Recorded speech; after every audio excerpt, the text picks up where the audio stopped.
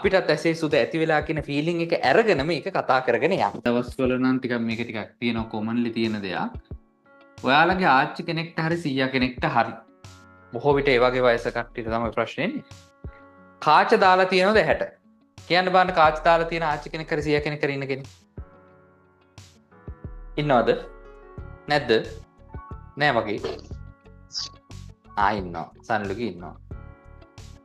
ඇයි සනුලි යාට ආච්චිට හරි සීයට හරි මුලින්ම ආපු රෝග ලක්ෂණය මතකයිද? ඒක එන්නේ සාමාන්‍යයෙන් යාට පෙනීම දුර්වල වෙනවා. බොඳ වෙලා වගේ පේනවා. සාමාන්‍ය වයසක කට්ටිය උකට කියන්නේ දැලක් දාලා වගේ පේනවා මට කියලා කියනවා. එතකොට ડોක්ටර් චෙක් කරලා බලනවා අක්ෂිකාචය. අක්ෂිකාචය චෙක් කරලා බලද්දි වැහිලා. හරිද? එතකොට මොකද කරන්නේ? ඒ කියන්නේ අක්ෂිකාචයේ පාරදර්ශීභාවය අඩු වෙනවා. අපි ගත්තොත් අක්ෂිකාචය හොඳට දෙපැත්ත පේන්න ඕනේ. හරිද? පේන්නේ නැති වෙනවා. හරියට නිකන් මේ වගේ. ඒවනම් පෙන්වන්න ඕනෙත් නැද්ද මන් දන්නේ.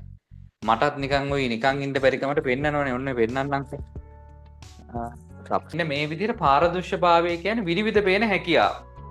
දැන් විනිවිද පේන හැකියාව නැති වුණොත් එයාට පෙනේද? දැන් අපි දන්නවා අක්ෂිකාචය මේක නම් අක්ෂිකාචය හරහා ගිහිල්ලා තමයි අපිට පෙනීම ලැබෙන්නේ. පෙනීම ලැබෙන්නේ එහෙම වුණාමනේ. දැන් අක්ෂිකාචය මෙහෙම වෙනවා. දැන් අක්ෂිකාචය හොඳ අක්ෂිකාචයක් මේක. ඔන්න එයා වයසට යනකොට මොකද වෙන්නේ? මෙන්න මෙහෙම වෙනවා. වයසට යනකොට අක්ෂිකාචය මෙහෙම වුණාම එයාට පෙනේද? කියන්න බලන්න පෙනේද කියලා මෙහෙම වුණාම. කියන්න බලන්න පෙනේද නැද්ද? පෙනෙන්නේ නැහැ. එතකොට ඇසේ සුද ඇතිවීම කියන්නේ මෙන්න මෙහෙම දෙයක්. ඇසේ සුද ඇතිවීම කියන්නේ අක්ෂිකාචයේ පාරදර්ශීභාවය අඩුවීම නිසා පෙනීම අඩු වෙනවා. ගොඩක් වෙලට සුදු වගේ කළු ඉංග්‍රීසිය වෙනව තියෙන ඔක්කොම ටික සුදු වගේ ඇති වෙනවා. එතකොට ඒක මතක තියාගන්න.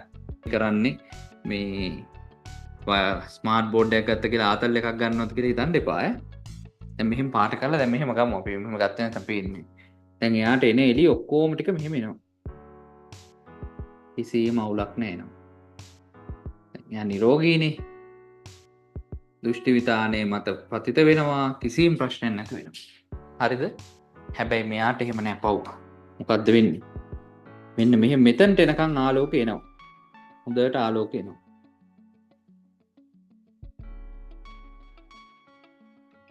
මේ කහ පාට ගඳින ආලෝකය. හැබැයි මෙතන දැන් දෘෂ්ටි විතානේ මේ කාචයේ කචල්නේ.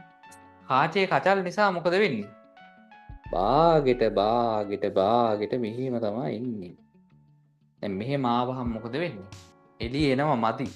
එන හින්දා අපහැදිලි රූපයක් තමයි හැදෙන්නේ. නන් try කරන්න දැසේ සුද ඇති වෙච්ච කෙනෙක්ට පේන විදිහ කැමරාවෙන්. හරිද? බලමු ඈ.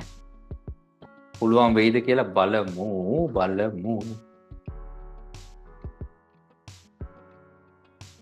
ඇසේ සුදු ඇති වෙච්ච කෙනෙක්ට පේන්නේ මෙන්න මේ වගේ.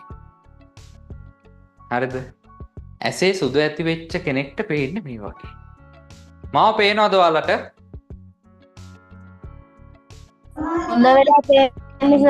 බොඳ වෙලා පේන්නේ. මෙන්න මේ විදිහට තමයි ඇසේ සුදු ඇති වෙච්ච කෙනෙක්ට පේන්නේ. ඔයාලට ඒක පැහැදිලිද? ඇසේ සුදු ඇති වෙච්ච කෙනෙක්ට පේන්නේ මේ වගේ. බොඳ වෙලා තියෙන්නේ. හරිද මේ බොඳ වෙලා පේන්නේ. මම පේන්නේ නැහැ නේ හරියට. ඔයාලට බෝඩ් එක පේන්නෙත් නැහැ නේ. ඇසේ සුද ඇති වෙච්ච කෙනෙක්ට සාමාන්‍යයෙන් දෙයක් වස්තුවක් පැහැදිලිව පේන්නේ. එයාලට ටිකක් බොඳ වෙලා තමයි පේන්නේ. ගොඩක් වෙලාවට ඇසේ සුද ඇති වෙන්න හේතුවක් තමයි. දැන් අපි මෙහෙම ඉඳලා නිකන් අපිටත් ඇසේ සුද ඇති එහෙම ඉන්න හොඳ නැහැ. අපිටත් ඇසේ සුද ඇති වෙලා කියන ෆීලිං එක අරගෙන මේක කතා කරගෙන යන්න. හරිද? ඇසේ සුද ඇති වුණාම මෙහෙම පේන්නේ. සාමාන්‍යයෙන් මම කියවනේ ආච්චිලා සීයලාට තමයි ඔය ඇසේ සුද ඇති වෙන්නේ කියලා. ගොඩක් වෙලාවට වයසට යනකොට ඇසේ සුද ඇති වෙනවා ජානමය විදිහට. හරිද? දැන් සාමාන්‍යයෙන් අම්මට ආච්චිට සීයට આવොත් ටිකක් එන්න පුළුවන් ජානමය විදිහට.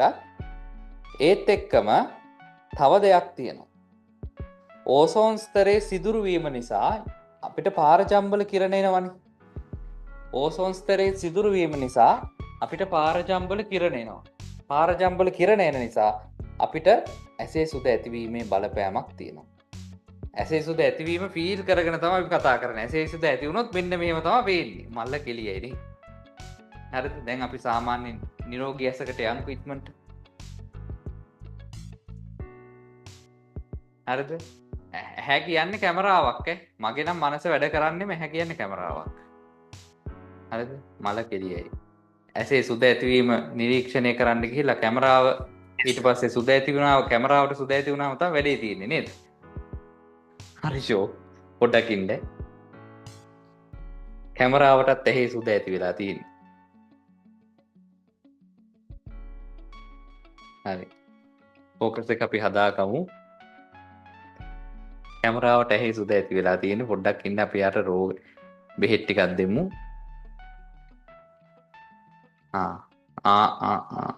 දැන් හරිනේ. හරි දැන් කැමරාවේ ඇහි සුද ගතිය ගියාද කියලා හිතෙනවා මට.